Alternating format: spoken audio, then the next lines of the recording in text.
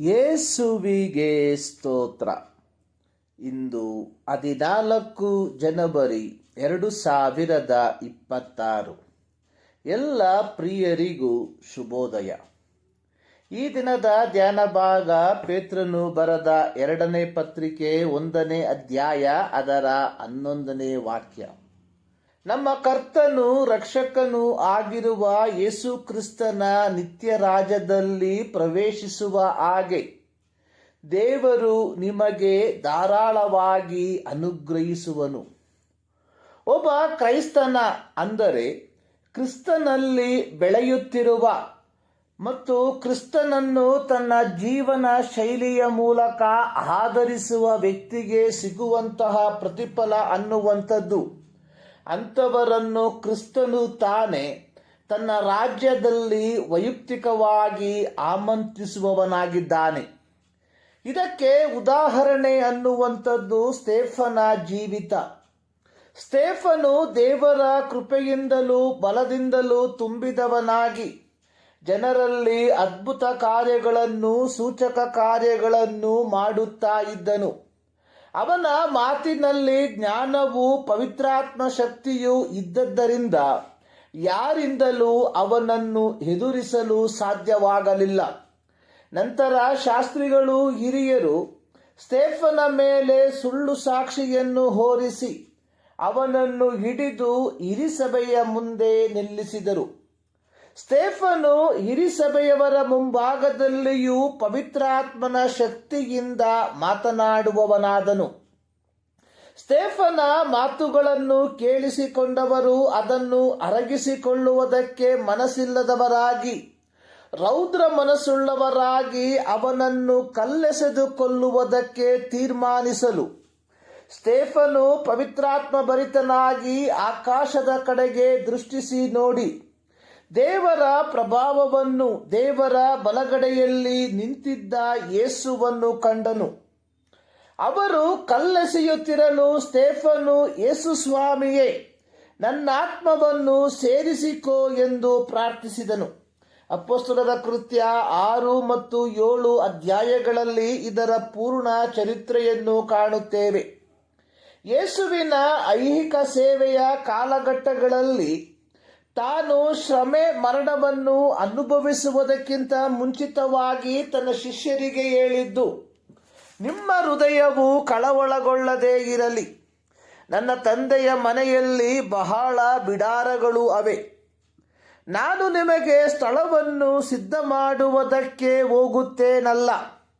ನಾನು ನಿಮಗೆ ಸ್ಥಳವನ್ನು ಸಿದ್ಧ ಮಾಡಿದ ಮೇಲೆ ತಿರುಗಿ ಬಂದು ನಿಮ್ಮನ್ನು ಕರಕೊಂಡು ಹೋಗಿ ನನ್ನ ಬಳಿಗೆ ಸೇರಿಸಿಕೊಳ್ಳುವೆನು. ಯಾಕೆಂದರೆ ನಾನಿರುವ ಸ್ಥಳದಲ್ಲಿ ನೀವು ಸಹ ಇರಬೇಕು. ಯೋಹಾನನು ಬರೆದ ಸುವಾರ್ತೆ 14ನೇ ಅಧ್ಯಾಯದ 1-3 ವಾಕ್ಯ.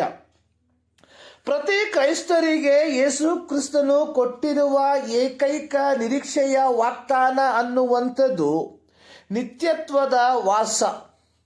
ಯೇಸುವಿನ ಸಂಗಡ ಶಿಲುಬೆಗೆ ಹಾಕಲ್ಪಟ್ಟ ದುಷ್ಕರ್ಮಿಗಳಲ್ಲಿ ಒಬ್ಬನು, ಯೇಸುವೆ, ನೀನು ನಿನ್ನ ರಾಜ್ಯವನ್ನು ಪಡೆದವನಾಗಿ ಬರುವಾಗ ನನ್ನನ್ನು ನೆನೆಸಿಕೋ ಅಂದನು. ಅದಕ್ಕೆ ಯೇಸು, ಈ ಹೊತ್ತೇ ನನ್ನ ಸಂಗಡ ಪರದೇಶಿನಲ್ಲಿರುವಿ ಎಂದು ನಿನಗೆ ಸತ್ಯವಾಗಿ ಹೇಳುತ್ತೇನೆ ಎಂದು ಉತ್ತರ ಕೊಟ್ಟನು. ಲೂಕನು ಬರೆದ ಸುವಾರ್ತೆ 23ನೇ ಅಧ್ಯಾಯದ 42-44 ವಾಕ್ಯ. ಯೇಸು ಕ್ರಿಸ್ತನ ಐಹಿಕ ಜನನದ ಉದ್ದೇಶ ದೇವರಿಂದ ದೂರ ಹೋದ ಮನುಕುಲವನ್ನು ತನ್ನ ಶಿಲುಬೆಯ ಮರಣದ ಮೂಲಕ ಮಾನವರ ಪಾಪಗಳಿಗೆ ಕ್ಷಮಾಪಣೆಯನ್ನು ಕಲ್ಪಿಸಿ ಅವರನ್ನು ದೇವರೊಂದಿಗೆ ಒಂದುಗೂಡಿಸುವಂಥದ್ದಾಗಿತ್ತು. ಸ್ನಾನಿಕನಾದ ಯೋಹಾನನ ಮತ್ತು ಯೇಸುವಿನ ಐಹಿಕ ಸೇವೆಯ ಆರಂಭ ಅನ್ನುವಂಥದ್ದು ಪರಲೋಕ ರಾಜ್ಯವು ಸಮೀಪಿಸಿತು, ದೇವರ ಕಡೆಗೆ ತಿರುಗಿಕೊಳ್ಳಿರಿ ಎಂಬ ಸದ್ವರ್ತಮಾನದಿಂದ. ಮತ್ತಾಯನು ಬರೆದ ಸುವಾರ್ತೆ 3ನೇ ಅಧ್ಯಾಯದ 2ನೇ ವಾಕ್ಯ ಹಾಗೂ 4ನೇ ಅಧ್ಯಾಯದ 17ನೇ ವಾಕ್ಯದಲ್ಲಿ ಇದನ್ನು ನಾವು ಕಾಣುತ್ತೇವೆ. ಪೌಲನು ಕೊರಿಂಥ ಸಭೆಗೆ ಪತ್ರಿಕೆಯನ್ನು ಬರೆದಿರುವಾಗಲೂ ಅಲ್ಲಿ ಹೇಳಿರುವಂಥದ್ದು, ಜಾರರು, ವಿಗ್ರಹಾರಾಧಕರು, ವ್ಯಭಿಚಾರಿಗಳು, ವಿಟರು, ಪುರುಷಗಾಮಿಗಳು, ಕಳ್ಳರು, ಲೋಭಿಗಳು, ಕುಡಿಕರು, ಬೈಯುವವರು, ಸುಲುಕೊಳ್ಳುವವರು, ಇವರೊಳಗೆ ಒಬ್ಬರಾದರೂ ದೇವರ ರಾಜ್ಯಕ್ಕೆ ಬಾಧ್ಯರಾಗುವುದಿಲ್ಲ. 1 ಕೊರಿಂಥ 6ನೇ ಅಧ್ಯಾಯದ 9ನೇ ವಾಕ್ಯ. ಹಾಗೆಯೇ ಪೌಲನು ಗಲಾತ್ಯ ಸಭೆಯ ದೇವಜನರಿಗೆ ಹೇಳಿರುವಂಥದ್ದು ಹಗೆತನ, ಜಗಳ, ಹೊಟ್ಟೆಕಿಚ್ಚು, ಸಿಟ್ಟು, ಕಕ್ಷಭೇದ, ಭಿನ್ನಮತ, ಮತ್ಸರ ಇಂತಹ ಕಾರ್ಯಗಳನ್ನು ನಡೆಸುವವರು ದೇವರಾಜ್ಯಕ್ಕೆ ಬಾಧ್ಯರಾಗುವುದಿಲ್ಲ. ಗಲಾತ್ಯ 5ನೇ ಅಧ್ಯಾಯದ 20ನೇ ವಾಕ್ಯ.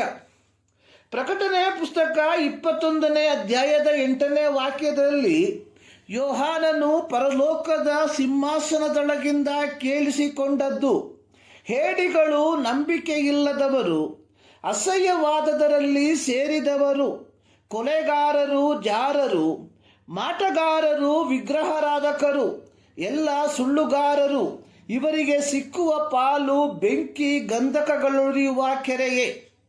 ಪೇತ್ರನು ಪೀಡನೆಗಳ ಫಲವಾಗಿ ಆಸ್ಯ ಸೀಮೆಯ ವಿವಿಧ ಸ್ಥಳಗಳಲ್ಲಿ ಚದರಿ ಹೋಗಿರುವ ದೇವಜನರಿಗೆ ಪ್ರಬೋಧಿಸುವಂಥದ್ದು ಪರಿಶುದ್ಧತೆಯನ್ನು ಅಥವಾ ಸದ್ಗುಣವನ್ನು ನಿರಂತರವಾಗಿ ಅನ್ವೇಷಿಸುವುದರ ಮೂಲಕ ಅಥವಾ ಪರಿಶುದ್ಧತೆಯನ್ನು ಹೊಂದುವುದಕ್ಕೆ ನಿರಂತರವಾಗಿ ಪ್ರಯತ್ನಿಸುವುದರ ಮೂಲಕ ನಿಮ್ಮ ದೈನಂದಿನ ಜೀವಿತವನ್ನು ಜೀವಿಸುವುದಾದರೆ ನಿಮ್ಮೆಲ್ಲರ ಅತ್ಯಮೂಲ್ಯವಾದ ವಾಗ್ದಾನವಾಗಿರುವ ಯೇಸು ಕ್ರಿಸ್ತನ ನಿತ್ಯ ರಾಜ್ಯದಲ್ಲಿ ಪ್ರವೇಶಿಸುವುದಕ್ಕೆ ಸಾಧ್ಯವಾಗುತ್ತದೆ. ಪ್ರಿಯರೇ, ಕ್ರೈಸ್ತ ಜೀವಿತ ಕೇವಲ ಲೌಕಿಕ ಜೀವಿತಕ್ಕೆ ಮಾತ್ರ ಸೀಮಿತವಾಗಿರುವ ಜೀವಿತವಲ್ಲ. ಬದಲಿಗೆ ಮರಣಾನಂತರದಲ್ಲಿ ಆತನೊಂದಿಗೆ ಯುಗಾಂತರವಾಗಿ ಬಾಳುವ ಜೀವಿತವಾಗಿದೆ. ಇದೇ ಪ್ರತಿ ಕ್ರೈಸ್ತರಲ್ಲಿ ಇರತಕ್ಕ ನಿರೀಕ್ಷೆ. ಆ ನಿರೀಕ್ಷೆಗೆ ಅನುಸಾರವಾಗಿ ನಾವು ನಮ್ಮ ದೈನಂದಿನ ಜೀವಿತವನ್ನು ನಿರ್ವಹಿಸುವಂಥವರಾಗಿರಬೇಕು. ಈ ಮುಂಜಾನೆಯಲ್ಲಿ ಸರ್ವಶಕ್ತನಾದ ದೇವರು ಈ ಅಧ್ಯಯನದ ಮೂಲಕ ನಿಮ್ಮನ್ನು ಆಶೀರ್ವದಿಸಲಿ.